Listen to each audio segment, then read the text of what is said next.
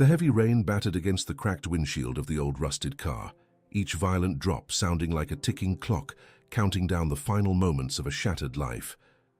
The wipers dragged across the glass with a painful rhythmic screech, struggling to clear the deluge that blurred the distant, blinding neon lights of the city hospital. Inside the freezing cabin, the air was thick with the metallic scent of fear and the damp chill of a storm that seemed to wash away all hope. That was the night the nightmare truly began. That was the night the fever took hold. The night the laughter of a little boy named Leo was swallowed by the sterile hum of intensive care machines. The memory of that freezing, merciless downpour suddenly faded, dissolving into a completely different kind of cold. The blinding, sterile white spotlights of an ultra-exclusive metropolitan theater cut through the darkness, illuminating a stage constructed of polished glass and unyielding steel. In the center of it all stood a man who did not belong in this world of sharp urban edges and synthetic luxury. George Strait, the undisputed king of country, stood with his weathered hands gripping the neck of his acoustic guitar, his worn leather boots planted firmly on the pristine floor.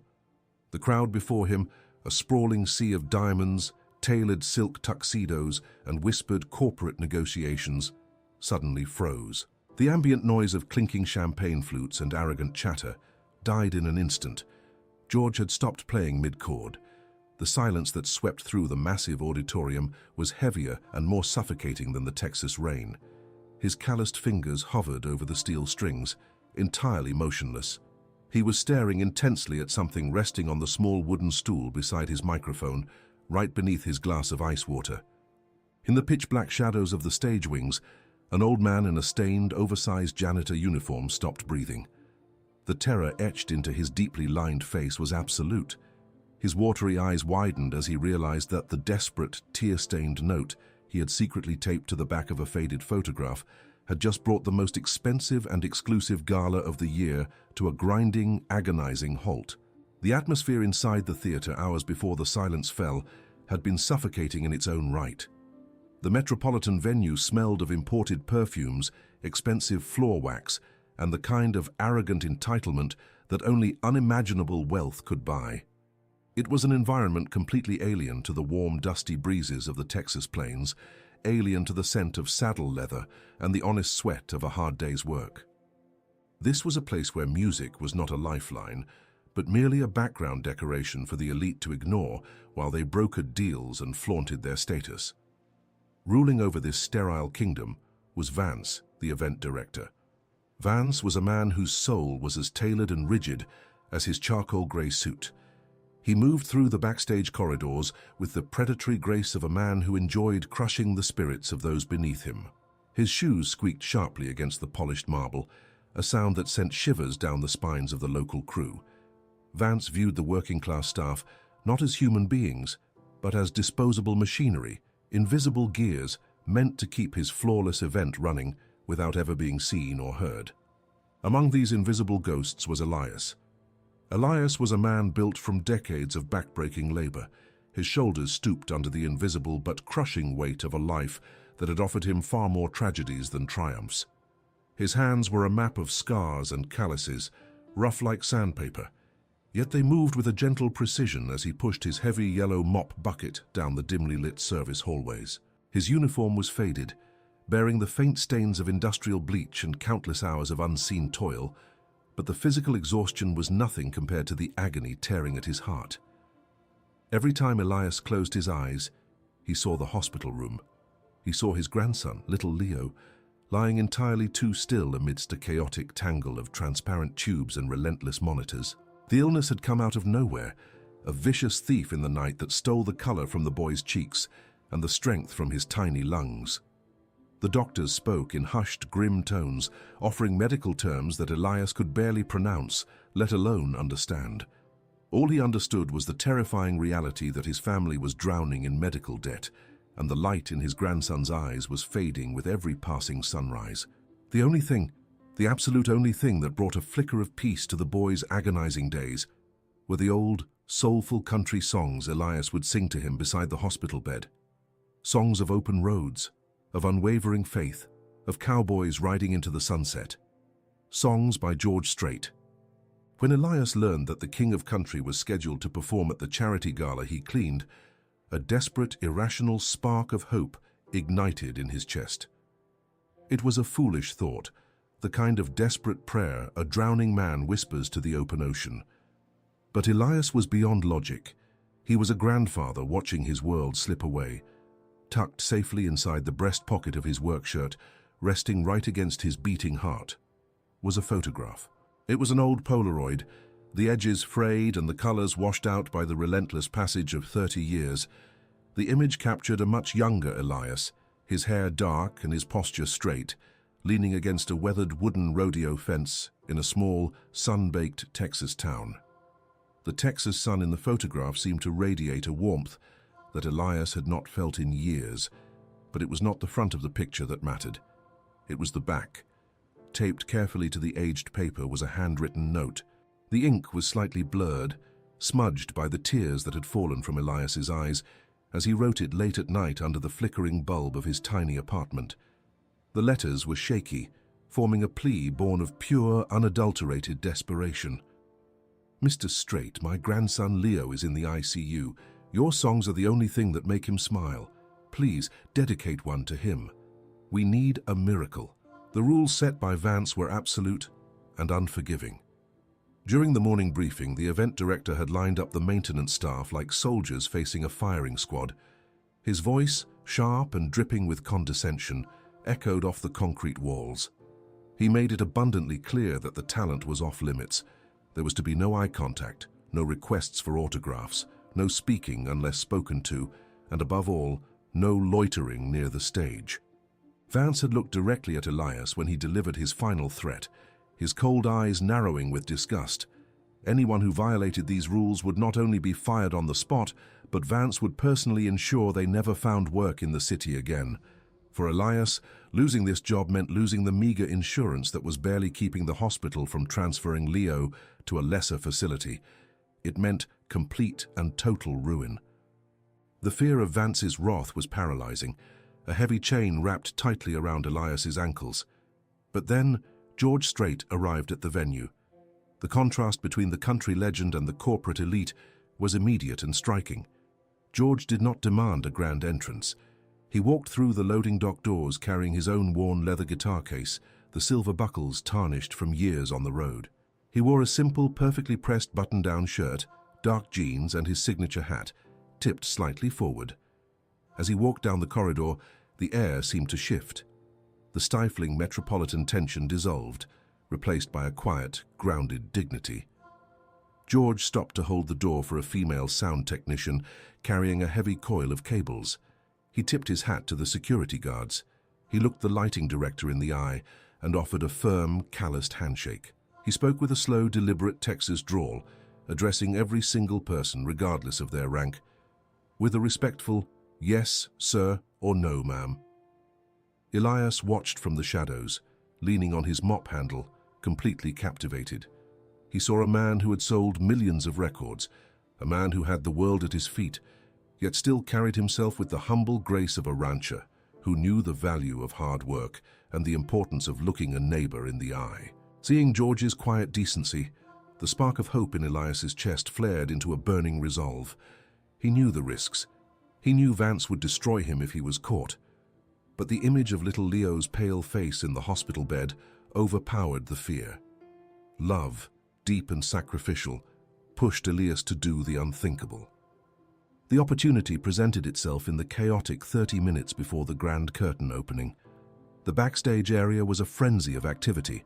Technicians were shouting last-minute lighting cues, catering staff were rushing trays of caviar and champagne to the VIP tables, and Vance was screaming at a floral arranger about the placement of white roses near the entrance.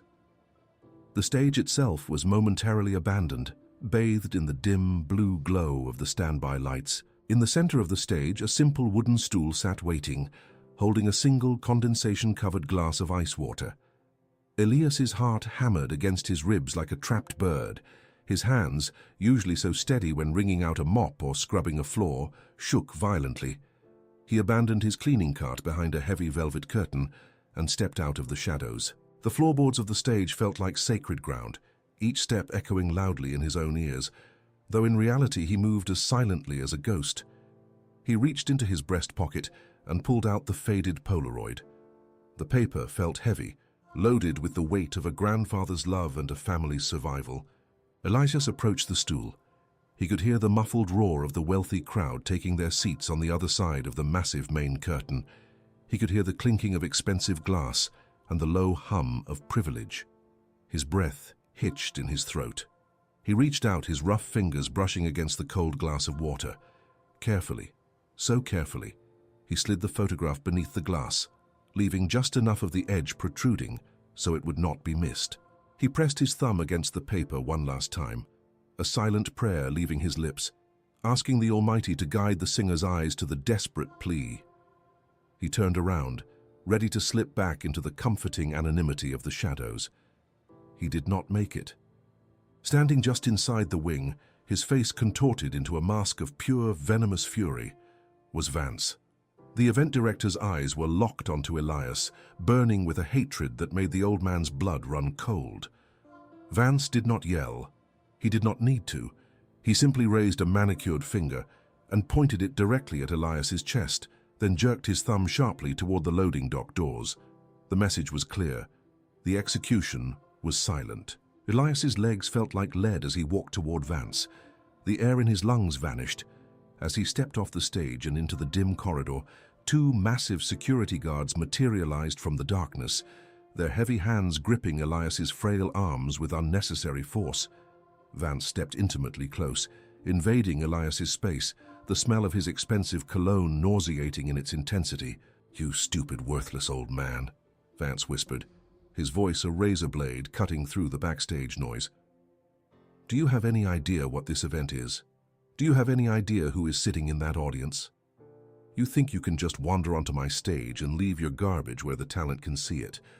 Elias tried to speak, tried to explain about Leo, about the hospital, about the miracle he so desperately needed, but the words choked in his throat.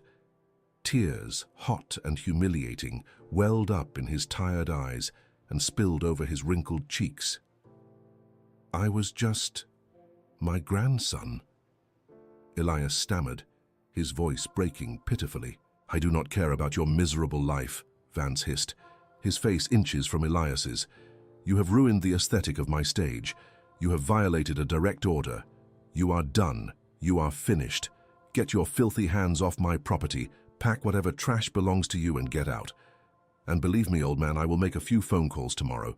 You will never scrub another toilet in this city again." The security guards shoved Elias backward. He stumbled, barely catching his balance against the cold concrete wall. The humiliation was absolute. The defeat was total. Elias slid down the rough wall until he hit the floor, pulling his knees to his chest. He buried his face in his rough hands, his shoulders shaking with silent, agonizing sobs. He had risked everything, and he had lost. He felt like a fool for believing that a man as invisible as him could ever reach a star. For believing that the universe cared about a sick little boy in a city of millions. He pictured Leo's face, the monitors beeping, the medical bills piling up on the kitchen table, and the overwhelming darkness of despair threatened to swallow him whole. Meanwhile, the heavy velvet curtain began to rise. The crowd erupted into polite, restrained applause. The stage lights flared to life, blinding and majestic. George Strait walked out from the opposite wing, his guitar strapped across his chest. He tipped his hat to the audience, a warm, genuine smile gracing his face. The band struck the first chord, a rich, vibrant sound that filled the cavernous theater, bouncing off the crystal chandeliers and washing over the sea of wealthy patrons. The show had begun. The music flowed, flawless and powerful, a testament to decades of mastery. But Elias did not hear the music. Sitting in the dark, dusty corner of the backstage hallway, he only heard the sound of his own heart breaking. He waited for the inevitable moment when Vance would march out onto the stage during a break, snatch the photograph from beneath the glass, and throw it into the trash where it belonged. He waited for the final nail in the coffin of his hope. He sat in the darkness, a broken man, as the king of country sang to a room full of people who had everything, while the man who had nothing wept in the shadows. The vibrant, resonant chords of the acoustic guitar floated through the cavernous expanse of the Metropolitan Theatre, a rich and soulful sound that had filled massive stadiums and dusty county fairs alike for decades. George Strait stood under the punishing heat of the amber and deep blue spotlights, delivering a flawless performance that drew upon a lifetime of authentic storytelling. His deep, unmistakable baritone voice carried the weight of open highways, broken hearts, and the quiet dignity of rural life. Yet, as the music swelled, it hit an invisible wall of absolute indifference. The audience, a sprawling ocean of the city's most affluent elite, treated the living legend on stage as nothing more than a high-priced background track for their own self-important lives. Men in immaculate, custom-tailored silk tuxedos leaned across candle-lit tables, their voices raised in aggressive whispers as they finalized corporate mergers and real estate acquisitions. Women draped in heavy diamonds and designer gowns barely glanced at the stage, their attention fixed entirely on the glowing screens of their expensive smartphones or the endless flow of imported champagne being poured by the exhausted catering staff. There was no tapping of boots against the floorboards. There was no heartfelt singing along to the choruses that had defined generations. The atmosphere was sterile, suffocating, and entirely devoid of the raw human connection that country music demanded. The air smelled of ozone from the massive lighting rigs, mixed sickeningly with the heavy, musky scent of exclusive perfumes and the sharp tang of expensive gin. It was a room completely devoid of a soul. George kept his eyes closed for much of the song, finding a quiet sanctuary within the rhythm of his own band. He was a professional, a man who had seen every kind of crowd the world had to offer, but the hollow, metallic energy of this room was a heavy burden to bear. He gripped the neck of his guitar, his calloused fingers pressing firmly against the steel strings, pouring his heart into the microphone even when the room gave absolutely nothing back. He sang of faith, of hard work, of the simple, unvarnished truths of life, while the billionaires sitting 50 feet away clinked their crystal glasses and laughed at their own hollow jokes. Deep in the suffocating shadows of the backstage wings, the contrast between wealth and despair was painted in agonizing detail. Elias stood shivering near the heavy steel doors of the loading dock, the bitter chill of the relentless storm outside seeping through the cracks and biting at his frail bones. The two massive security guards stood just a few feet away, their arms crossed over their broad chests, silently ensuring that the old janitor did not take another step toward the stage. Vance had ordered them to throw Elias out into the freezing rain, but some unspoken shred of pity in the guards had allowed the old man to linger just inside the doorway while he gathered his meager belongings. Elias clutched a battered canvas tote bag to his chest, his knuckles white with tension. Inside the bag was a faded thermos, a worn-out flannel jacket, and the heavy, crushing reality of his absolute failure. He had lost his job. He had lost the only source of income that was keeping his family afloat. The medical bills for little Leo's intensive care unit were already a mountain he could not climb, and now that mountain was destined to bury them all. The thought of returning to the hospital, of looking into his daughter's exhausted, tear-stained eyes and telling her that he had been fired for a moment of foolish desperation, tore at his insides like a jagged blade. The physical pain in his arthritic knees and aching back was nothing compared to the suffocating grip of guilt twisting in his stomach. He leaned his tired head against the cold concrete wall, closing his eyes as the muffled sound of George Strait's voice echoed down the concrete hallway. Elias could picture Leo lying in the sterile hospital bed, the rhythmic, terrifying beep of the heart monitor serving as the only soundtrack to the boy's fragile existence. He remembered the way Leo's pale face would light up, just for a fleeting second, when Elias would sit by the bed and hum those classic country melodies. That smile was the only reason Elias kept waking up every morning at dawn to scrub floors and empty trash cans for people who looked right through him. And now, because he dared to ask for a miracle, he had ruined everything. He opened his eyes, staring down the long, dark corridor toward the sliver of brilliant light bleeding from the edge of the heavy velvet curtain. Through that narrow gap, he could see the wooden stool on the stage. He could see the glass of ice water gleaming under the intense spotlights. And he knew, with a sickening certainty, that his faded Polaroid picture was still sitting there, trapped beneath the glass, waiting to be discarded like the rest of the garbage Vance despised. Vance paced the backstage area like a starving predator. His expensive leather shoes squeaked sharply against the polished floorboards, a sound that sent ripples of anxiety through the local stagehands.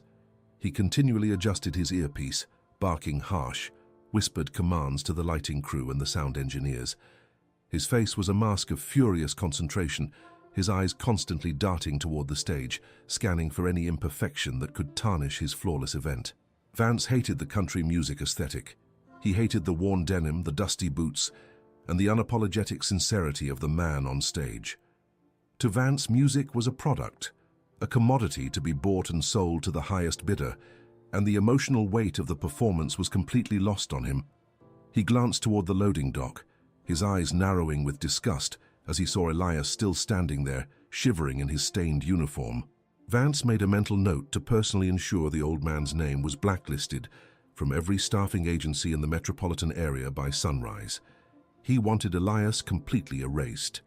On the stage, the final resounding chord of the hit song echoed through the massive venue. The band let the note ring out, a beautiful, sustained vibration that slowly faded into the cavernous ceiling.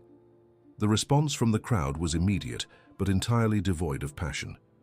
It was a polite, mechanical rustling of hands, the kind of applause one gives out of obligation rather than genuine appreciation. A few people near the front row did not even bother to stop their conversations, simply clapping their hands together a few times without ever looking up from their tables.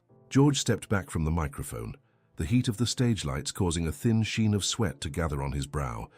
He offered a courteous, practiced nod to the dark abyss of the auditorium, his face a portrait of stoic grace. He unslung his acoustic guitar, handing it carefully to a technician who hurried out from the shadows. The transition to the next segment of the show was supposed to be seamless, a quick break for the singer to hydrate before the band launched into a high-energy, upbeat tempo designed to finally get the wealthy patrons out of their seats. George turned his broad shoulders and walked slowly toward the simple wooden stool sitting center stage. In the wings, the air grew dangerously thick. Vance stopped pacing. His heart hammered furiously against his ribs. He pressed his finger against his earpiece, his voice a frantic, venomous hiss as he commanded a stagehand to prepare to run out and snatch the piece of trash off the stool the second the lights dimmed. He could not fathom the embarrassment of the king of country discovering a filthy, unauthorized piece of paper cluttering his pristine stage setup. Near the loading dock, Elias stopped breathing entirely. He gripped the canvas bag so tightly his fingernails dug into his own palms. He watched through the narrow slit in the velvet curtain, his watery eyes fixed entirely on the tall, imposing figure of the cowboy approaching the stool. Time seemed to slow to an agonizing crawl.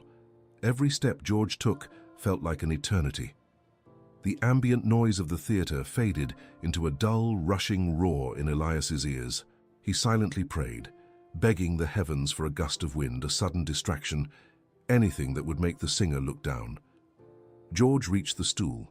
He reached out his large, calloused right hand, his fingers wrapping around the cold, condensation-covered glass of water.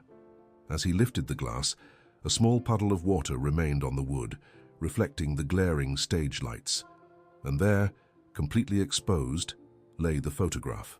It was a jarring sight in the midst of the sleek modern production.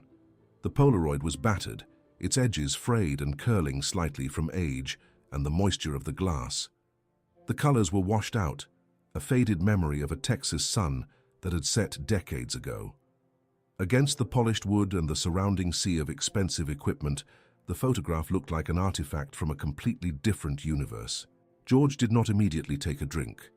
The glass hovered near his chest as his eyes locked onto the small square of paper. The stoic, professional mask he wore for the corporate crowd slipped just for a fraction of a second, replaced by a look of profound curiosity.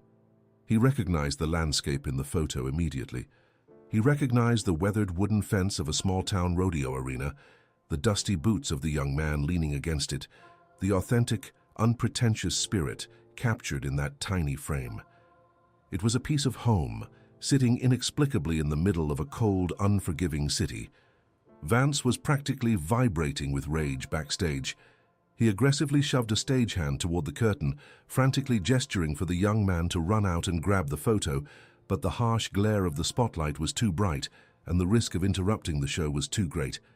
Vance was trapped, Forced to watch his perfect aesthetic crumble in real time, George slowly lowered the glass of water, setting it down on the floorboards beside his boots. He reached out and picked up the photograph. The paper was damp, fragile in his large hands. He studied the image of the young, dark-haired man, a man who looked like he knew the value of a hard day's work and the crushing weight of a bad harvest. Then, with a slow, deliberate motion, George turned the photograph over. The handwriting on the back was messy, written in cheap blue ink that had smeared in several places. The smudges were unmistakable. They were the distinct, unmistakable marks of tears. George's eyes narrowed slightly as he focused on the shaky letters. The theater around him seemed to vanish entirely. The clinking of the champagne glasses, the arrogant laughter of the elite, the oppressive heat of the spotlights, it all faded into the background.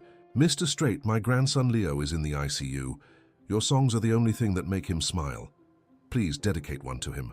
We need a miracle." The words hit the king of country with the force of a freight train.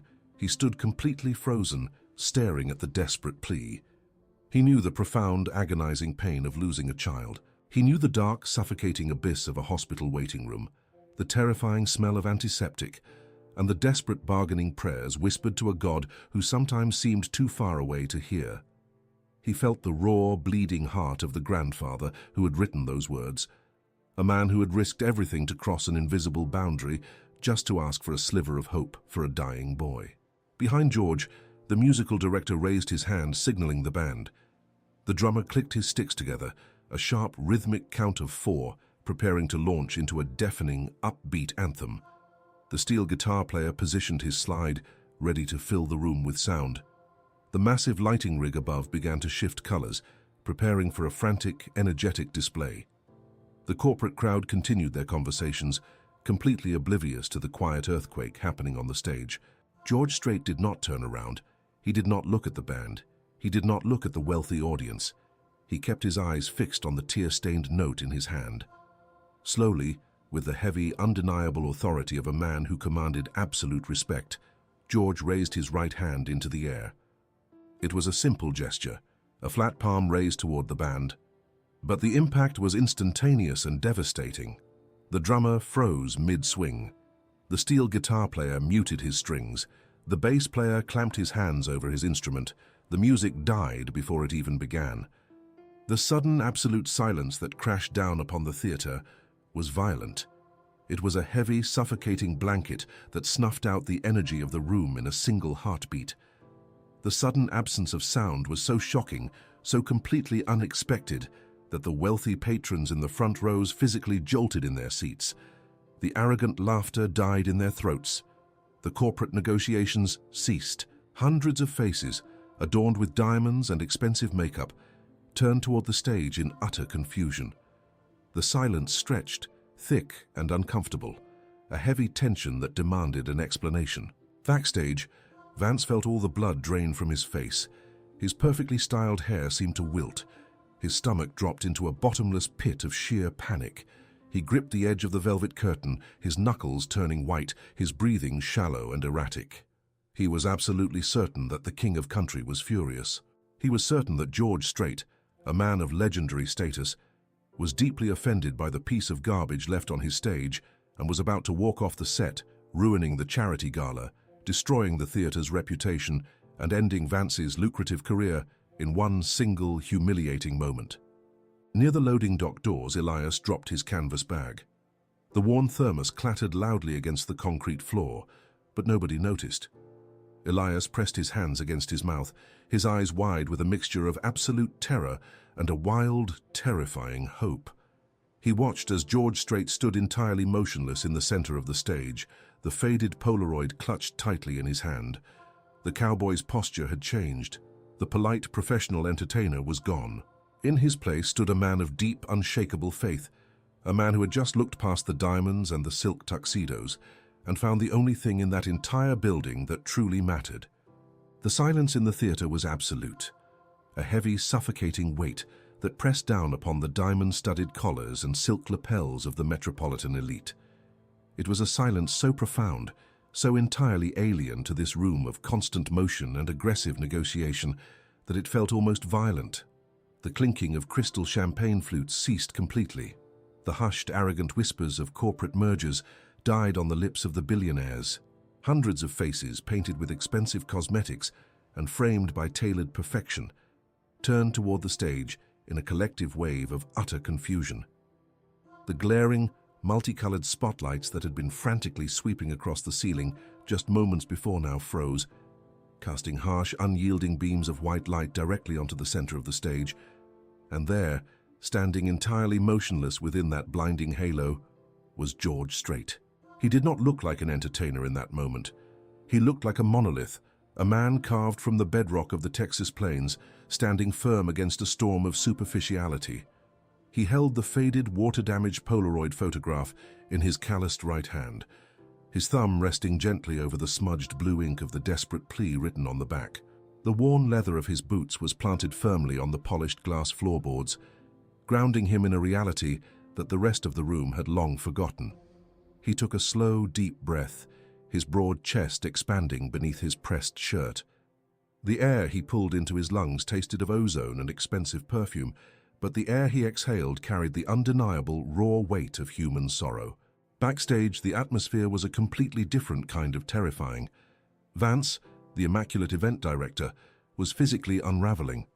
The color had entirely drained from his perfectly tanned face, leaving him looking like a hollow, terrified ghost. His manicured hands gripped the heavy velvet curtain so tightly that his knuckles were bone white. He was hyperventilating, his chest heaving under his custom charcoal suit. He was absolutely convinced that the king of country was about to throw the photograph to the floor, march off the stage in disgust, and leave Vance to face the wrath of the city's most powerful investors. Vance's eyes darted frantically toward the dark corridor leading to the loading dock, where Elias was still standing, trembling like a fragile leaf in a brutal winter wind. Vance wanted to scream. He wanted to order the security guards to drag the old man out into the freezing rain and beat him for ruining the most important night of Vance's miserable, status-obsessed life. But the sheer magnetic tension radiating from the stage paralyzed him completely. George slowly lowered his hand. He did not look at the band behind him. He did not look at the musical director, who was standing frozen with his baton raised in the air. George turned his body, his boots squeaking softly against the floor, and walked deliberately back to the center microphone. Every single eye in the massive, cavernous auditorium tracked his movement. The tension was a physical entity, a tightrope stretched to its absolute breaking point. George reached the microphone stand. He adjusted it slightly, the metallic scrape echoing through the dead silent room like a gunshot. He leaned in, his face shadowed beneath the brim of his signature hat, his jaw set with a quiet, devastating resolve. "There is a whole lot of noise in this room today," George said. His voice, deep, resonant, and unmistakably Texan, rolled over the crowd like a slow-moving thunderhead. It was not the voice of a performer trying to hype up a crowd. It was the voice of a father, a grandfather, a man who had seen the highest peaks of fame and the darkest valleys of personal tragedy. The wealthy patrons in the front rows stiffened, entirely unaccustomed to being spoken to with such raw, unvarnished authority. "People come to these things to see and be seen," George continued, his eyes scanning the sea of expensive suits and sparkling gowns. "You dress up, you drink your champagne, you talk about your money and your buildings and your big deals. You treat the music like it is just something to fill the empty spaces between your conversations. But sometimes, the most important thing a man can hear is not a song. Sometimes the most important thing is said in the quiet. And sometimes, the only thing that matters is the invisible truth standing right behind you in the dark." George raised his right hand, holding the battered Polaroid up to the microphone so the entire room could see it. The faded image of the young man leaning against the Texas rodeo fence was broadcast onto the massive high-definition screens flanking the stage, dwarfing the corporate logos of the event sponsors. The juxtaposition was jarring. It was a piece of raw, bleeding humanity thrust into a world of synthetic perfection. "I found this sitting under my glass of water," George said, his voice dropping an octave, vibrating with an emotion that sent shivers down the spines of the elite audience. "It is a picture of a man who knows what it means to work until his bones ache. And on the back of this picture there is a note.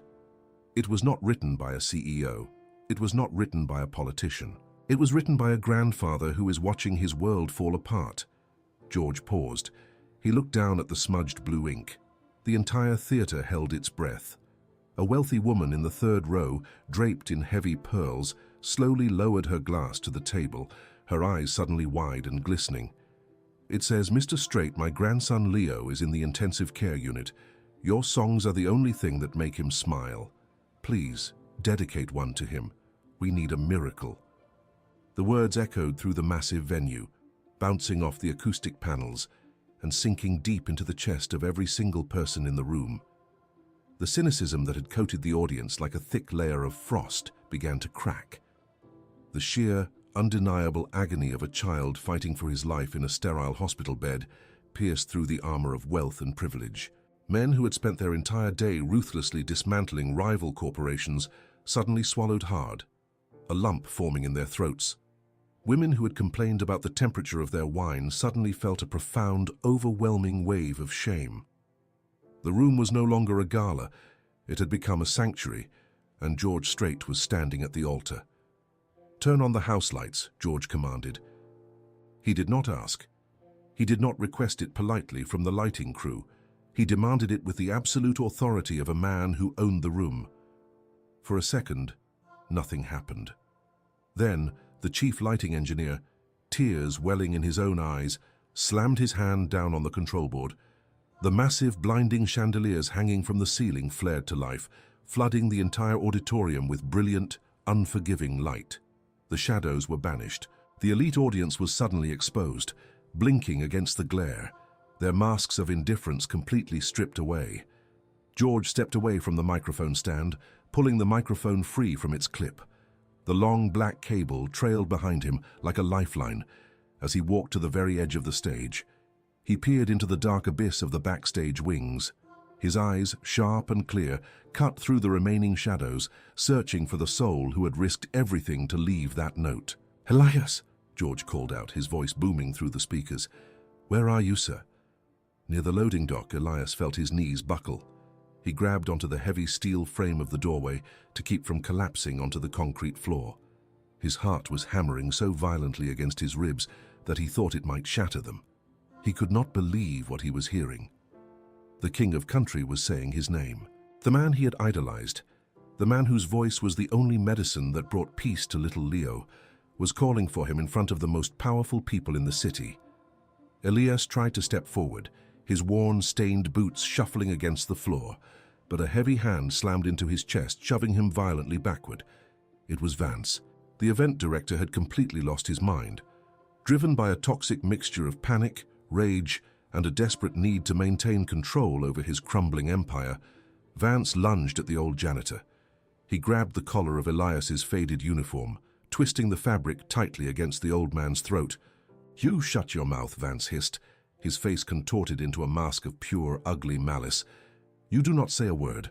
You turn around, you walk out that door, and you disappear, or I swear to God I will destroy your entire family."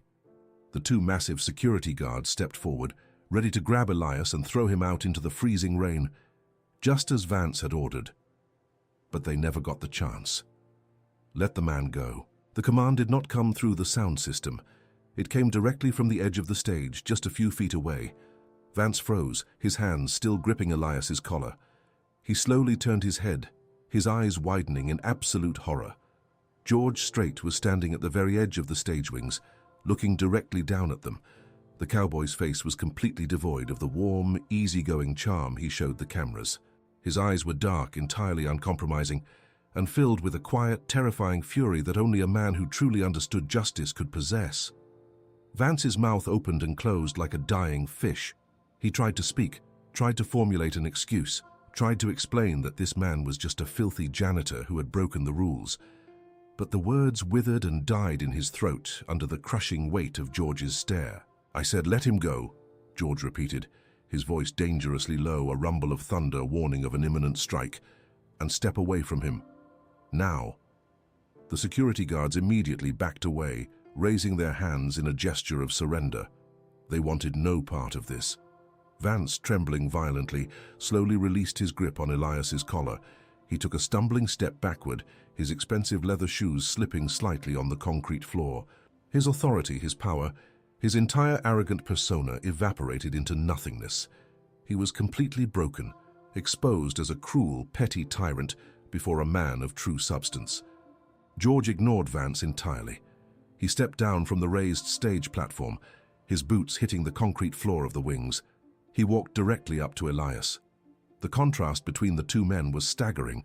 George, tall, immaculate, radiating strength and dignity. Elias stooped, frail, his uniform stained with bleach and his face etched with decades of exhaustion and fresh, humiliating tears. Elias looked down at the floor, too ashamed to meet the gaze of his hero, feeling the crushing weight of his own insignificance. But George did not see a janitor. He saw a grandfather. He saw a man who loved his family more than he feared the consequences. George reached out his large, calloused hand and gently placed it on Elias's trembling shoulder.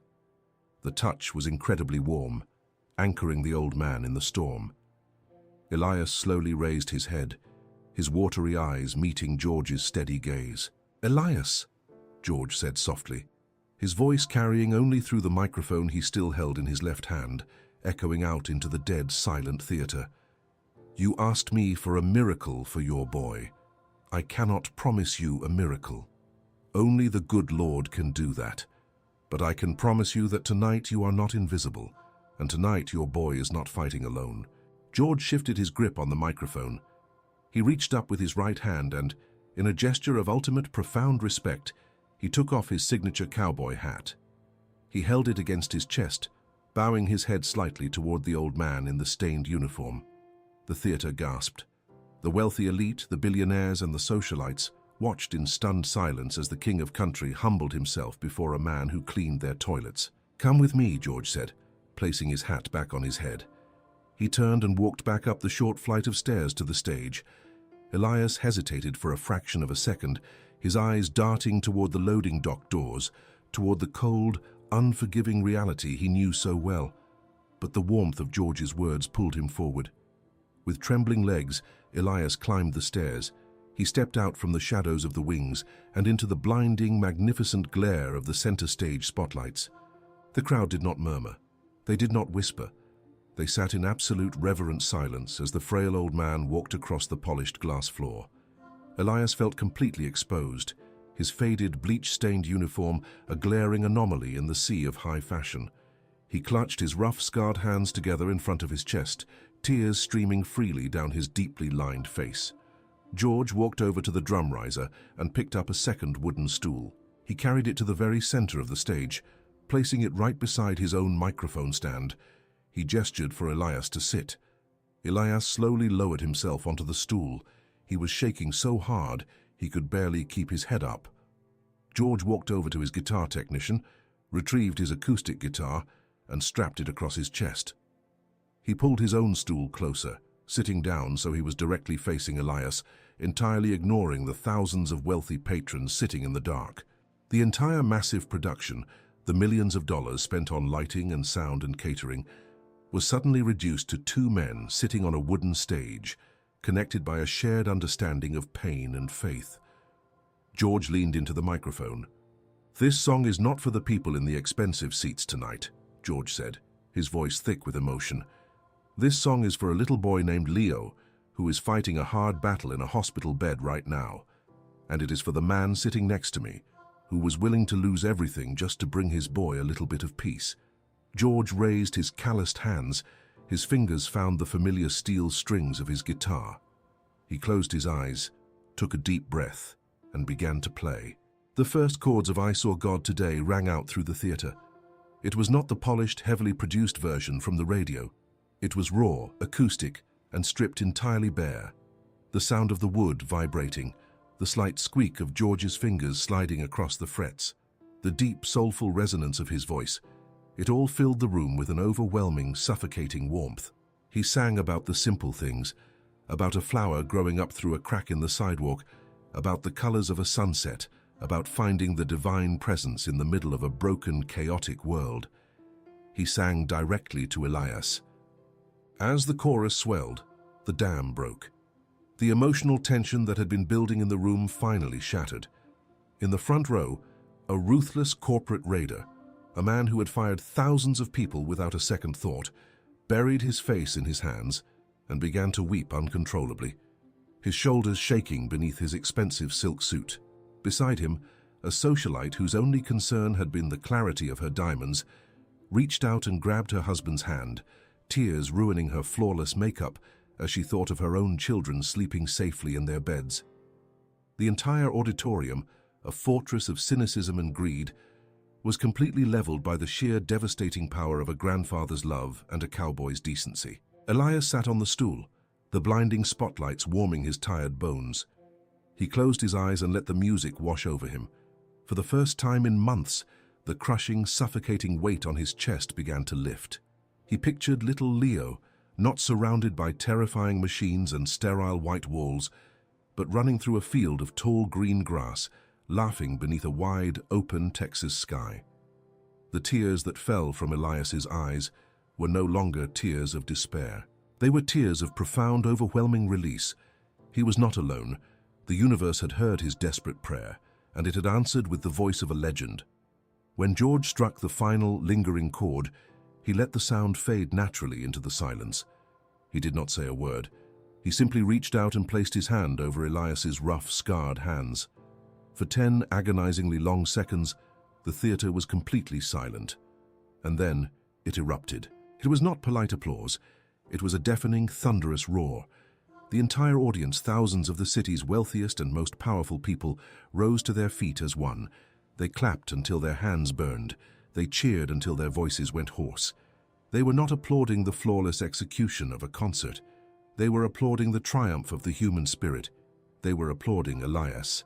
Backstage, the aftermath of the miracle was swift and absolute. As George helped Elias stand up and take a bow, the owner of the Metropolitan Theater, a billionaire philanthropist who had watched the entire scene unfold from his private balcony, stormed down the stairs and into the wings. His face was flushed with a mixture of profound emotion and righteous anger. He bypassed the security guards and walked directly up to Vance, who was still cowering near the loading dock doors. "You are fired," the owner said, his voice a low, terrifying growl. "Pack your things and get out of my building. If I ever see your face in this city again, I will personally ensure you are ruined." Vance opened his mouth, but no sound came out. He turned and stumbled out the heavy steel doors, disappearing into the freezing, relentless rain. A broken, arrogant man swallowed by the storm he had tried to force upon an innocent worker.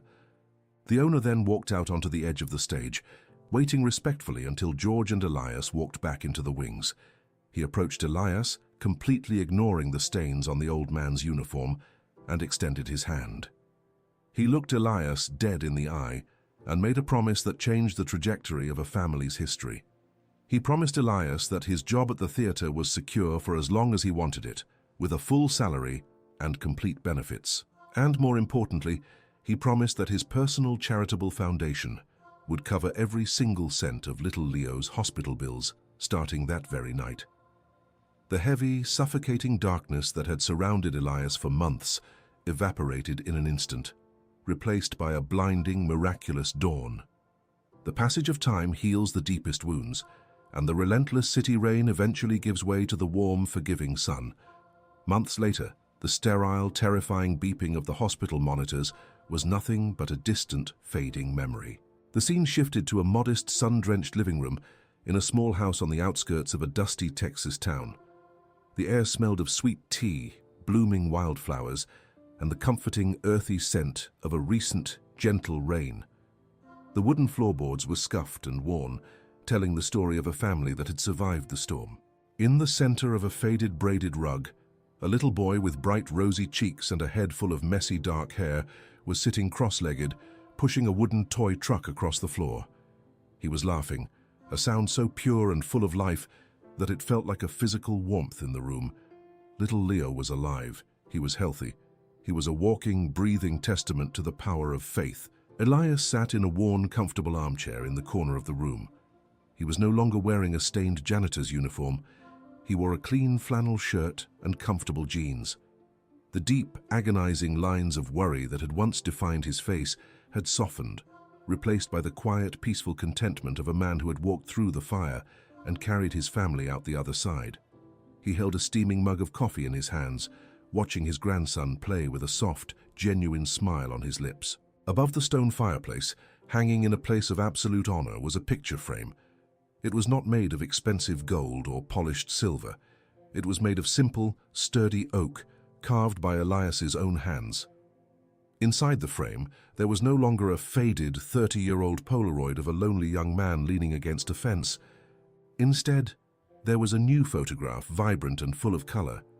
It was taken backstage at the Metropolitan Theater, just moments after the greatest performance of the year. In the center of the photo stood little Leo, holding his grandfather's rough hand. On the other side of the boy, kneeling down so he was right at eye level, was George Strait. The King of Country had his signature hat pushed back slightly on his head, and he was smiling a smile so genuine and full of joy that it radiated through the glass.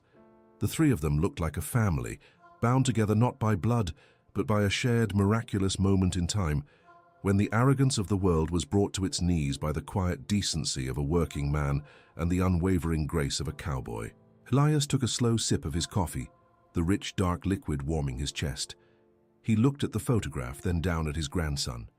He closed his eyes, listening to the sound of the Texas wind blowing through the trees outside the window, and he knew with absolute certainty that no matter how dark the night gets or how loud the world screams, the truth will always find a way to be heard in the silence.